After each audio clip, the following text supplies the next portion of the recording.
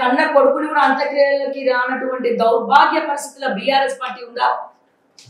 ముందుగా okay TV అభిమానులందరికీ, ప్రేక్షకులందరికీ, అలాగే నాతో పాటు కూర్చున్న మా మిత్రులందరికీ, కాంగ్రెస్ పార్టీ నుంచి వచ్చినటువంటి పెద్దలు మిత్రునికి, అలాగే మా సోషల్ అనలిస్ట్ మిత్రునికి, తమ్మునికి కూడా అందరికి కూడా శుభ సాయంత్రం చెప్తూ, ఇవాళ అన్నగారు అంటున్నారు వాళ్ళ అబ్బాయికి కూడా థ్రెటన్ చేసిరండి. ఇవాళ ప్రభుత్వం ఏమవుతుంది సవే గారు, ఒక్కటి మనం ఆలోచించాలి. ఇవాళ ప్రభుత్వం నడుస్తుంది కాంగ్రెస్ పార్టీ, ప్రభుత్వంలో ఉన్నది వాళ్ళు, ముఖ్యమంత్రిగా ఉన్నది రేవంత్ రెడ్డి. ఇవాళ వాళ్ళు ప్రభుత్వంలో వండుకుంటూ మేమేదో థ్రెటన్ చేసినాం అని చెప్పి కాంగ్రెస్ వాళ్ళు మాట్లాడుతున్నారు. మీ వ్యవస్థ ఉంది కదా, పోలీస్ వ్యవస్థ ఉంది, అధికారం మీద ఉంది, అన్ని మీదే ఉన్నాయి. మరి మీరు ఎందుకు చేయలేకపోయారు? ఇవాళ 3 సార్లు మాగంటి గోపీనాథ్ గారు ఎమ్మెల్యేగా గెలిచిన రోజుల్లో మరి ఆ 3 సార్ల నుంచి ఏ రోజు అప్డేట్ కాంగ్రెస్ పార్టీ కనబడలేదా? అంటే ఈ రోజు మాగంటి సునీత గారు గెలుపు దిశగా దూసుకుపోతున్నారు, ప్రజలందరూ కూడా మ్యాండేట్ ఇవ్వబోతున్నారు. ఇవాళ మీరు ఒక్కసారి రాష్ట్రంలో చూసుకుంటే రాష్ట్ర వ్యాప్తంగా కూడా కాంగ్రెస్ పార్టీ మీద మొత్తం వ్యతిరేక పవనాలు వీస్తూ ఉన్నాయి. ఇవాళ వ్యతిరేక పవనాలు వీస్తున్న సందర్భంలో ఎట్టి పరిస్థితుల్లో ఇక్కడ కాంగ్రెస్ గెలిచే ప్రసక్తి లేదు అని చెప్పి వాళ్ళు ఒక అంచనాకు వచ్చిన తర్వాత ఎంత సిగ్గుచేటు ఇవాళ ఒక ముఖ్యమంత్రి స్థానంలో ఉన్నటువంటి రేవంత్ రెడ్డి గారు ఇవాళ 6 రోజులు టూర్ పెట్టుకొని కాలుకు బల్పం కట్టుకొని తిరిగిండు. ఇవాళ రాష్ట్ర చరిత్రలో, దేశ చరిత్రలో ఎక్కడైనా చూద్దాం, ఎంత పెద్ద ఎలక్షన్ ఉన్నా కూడా, ఏ బై ఎలక్షన్ కూడా ఏ ఒక్క ముఖ్యమంత్రి కూడా ఇంత తిరిగినటువంటి పరిస్థితి. ఇవాళ వాళ్ళంతా తిరిగి ఇవాళ అన్నగారు అంటున్నారు సౌమ్యుడు ఆ అబ్బాయిని థ్రెటన్ చేసిరు అని మాట్లాడుతున్నాడు. 100% మేము గ్రౌండ్ వర్క్ చేసుకోవాలి కాబట్టి ఇప్పుడు మేము ముఖ్యమంత్రిగా లేము. మా ముఖ్యమంత్రిగా కేసీఆర్ గారు ఉండే, బై ఎలక్షన్ కు మేము ఎప్పుడు తిరగలే కదా. ముఖ్యమంత్రిగా కేసీఆర్ గారు ఉన్నప్పుడు ఏ ఒక్క బై ఎలక్షన్ కూడా 6 సార్లు తిరిగిన దాఖలాలు మీరు చూపించండి. ఏ ముఖ్యమంత్రి తిరిగి, సరే కేసీఆర్ గారిని పక్కన పెట్టండి, ఏ ముఖ్యమంత్రి తిరిగిరు? రాజశేఖర రెడ్డి గారు తిరిగిరా, కిరణ్ కుమార్ రెడ్డి గారు తిరిగిరా, రోషయ్య గారు తిరిగిరా, చంద్రబాబు నాయుడు గారు తిరిగిరా, చాలా ఉప ఎన్నికలు అయినాయి, చాలా బై ఎలక్షన్లు అయి, దీనికన్నా ధీటుగా అయినాయి, అన్నీ అయినాయి. ఎక్కడ కూడా ఏ ముఖ్యమంత్రి కూడా తిరగలే. అంటే ఇవాళ కాంగ్రెస్ పార్టీకి తెలంగాణ రాష్ట్రంలో వ్యతిరేక పవనాలు వీస్తున్నాయి కనుక ముఖ్యమంత్రి గారికి భయం వేస్తా ఉన్నది.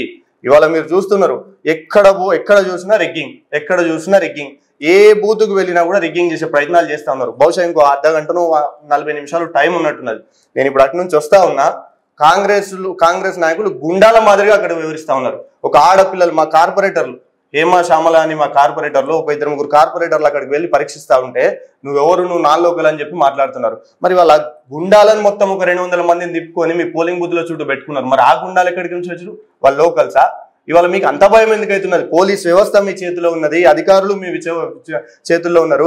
ఇవాళ మేము రిగ్గింగ్ అని పోయి అక్కడ ఆపడానికి పోతే మా మీద లాఠీ చార్జ్ చేస్తున్నారు ఈ పోలీసులు.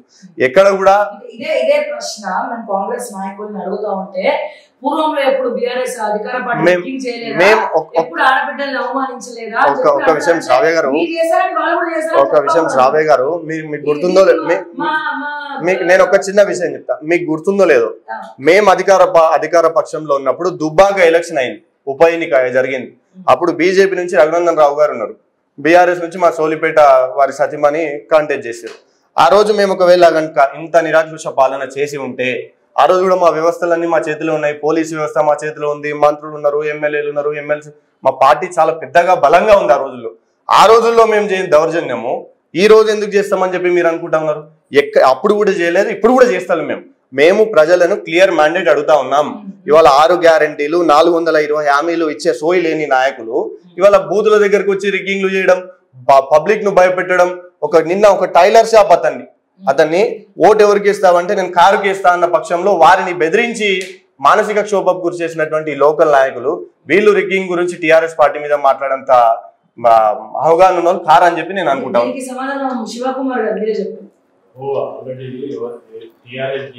చేసిన 10 సంవత్సరాల విధ్వంసాలంట మన కళ్ళెదురుగానే ఉంది. కాంగ్రెస్ పార్టీ వచ్చి 22 నెలలు అవుతుంది. ఈ రోజు 10 సంవత్సరాల వీళ్ళు చేసింది ఏంటి, కాంగ్రెస్ పార్టీ 20 నెలల చేసింది ఏంటి అనేది ప్రజలకు అందరికీ. షేక్పేట్ లో 42 ఫ్లైఓవర్లు కట్టినాం. మేము ఏం చేసినామో షేక్పేట్ జూబ్లీహిల్స్ కే చెప్తాము.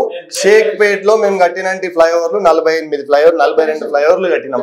మాకు జూబ్లీహిల్స్ GHMC లో వచ్చినటువంటి అవార్డులు 38 అవార్డులు వచ్చినాయి. 2 ఏళ్ల ప్రభుత్వం మీద అయింది, 22 నెలల ప్రభుత్వం అయింది. మరి ఎన్ని అవార్డులు వచ్చినాయో ప్రజలకు మీరు చెప్పాలి. ఏమంటే అవార్డులు వచ్చినాయి, దాంతో పాటు మీకు రివార్డులు కూడా వచ్చినాయి. ఏ రకంగా వచ్చినాయి అనేది జనాలకు అందరికీ తెలుసు. ఈరోజు ఏ స్కీమ్ పెట్టినా ఈరోజు కమిషన్లతోనే ముడిపడింది స్కీమ్ పెట్టింది. ఈరోజు ప్రజల పైన ఒక్కొక్క తలా పైన 1,50,000 రూపాయలు అప్పు చేసిపోయింది తెలంగాణ రాష్ట్రం వచ్చిన తర్వాత కేసీఆర్ అండ్ కుటుంబమే. ఎందుకంటే గతంలో మిగులు బడ్జెట్ రాష్ట్రం ఉన్న ప్రభుత్వం ఏదైతే తెలంగాణ రాష్ట్రాన్ని ఈరోజు మీరు అప్పుల రాష్ట్రం చేసిపోయారు. ఈరోజు ప్రతి దగ్గర చూస్తే కాంగ్రెస్ పార్టీ అధికారంలోకి వచ్చిన తర్వాత ప్రతి శాఖలో రివ్యూ మీటింగ్ పెట్టి ప్రజలకు ఓపెన్గా చెప్పడం జరిగింది. 6 గ్యారెంటీలు మేము ఫుల్ఫిల్ చేయకపోవడానికి కారణం ఈరోజు బీఆర్ఎస్ దోపిడి దొంగలాగా దోచుకుపోయినారనే రకంగానే. దాంతో పాటు ఈరోజు ఏదైతే 6 గ్యారెంటీలలో 200 యూనిట్స్ ఉంది free current below poverty line కి, దాని తర్వాత 500 రూపీస్ కి గ్యాస్ ఉంది, సన్న బియ్యం ఇవ్వడం జరుగుతుంది, తర్వాత ఫ్రీ బస్ ఉంది. మీరు జనరల్ గా బీఆర్ఎస్ చేసే పబ్లిసిటీ ఒకటే,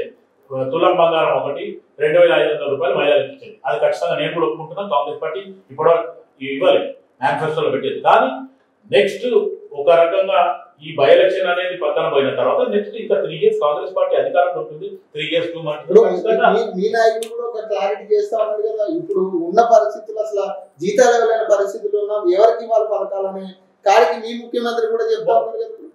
పవన్ మీరు అన్నమాట వాస్తవం. ముఖ్యమంత్రి రేవంత్ రెడ్డి గారు రాష్ట్ర బడ్జెట్ ఇంతే ఉంది, గతంలో దీంట్లోకి 6,000 చిల్లర కోట్లే అప్పు కడుతున్నాము, మిగిలినది జీతాలకు పోతున్నాయి, మిగతా ఇంకా ఒక సంసారం నడిపితే ఒకరోజు గ్యాస్, ఒకరోజు జనరల్ ఐటమ్, ఒక నెల ఇట్లా ఏదైతే సర్దుకోపోతున్నానో నేను ఆ రకంగానే పోతున్నా అనేది స్టేట్ మీడియాలో నేషనల్ మీడియాలో కూడా రేవంత్ రెడ్డి గారు ఓపెన్ గా చెప్పడం జరిగింది. ఇక్కడ దాచిపెట్టడం అనేది మిగులు బడ్జెట్ రాష్ట్రాన్ని అప్పుల రాష్ట్రం చేసింది వారు. అది ఒకసారి జనాలకు అందరికీ ఈరోజు అర్థమైంది. కాళేశ్వరం